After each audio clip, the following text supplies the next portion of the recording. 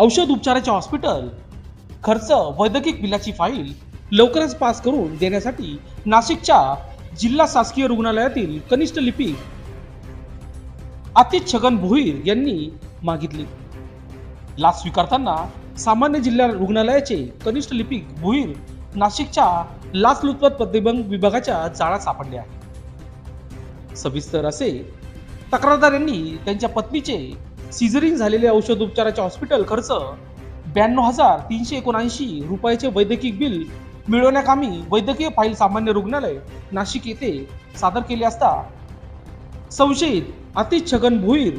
कनिष्ठ लिपिक सामान्य रुग्णालय नाशिक यांनी वैद्यकीय बिलाची फाईल पुढील कारवाई करून लवकर आणून देण्याकरता तक्रारदार यांच्याकडे एकूण बिलाचे 6% प्रमाणे 5,600 रुपयाची लाचेची मागणी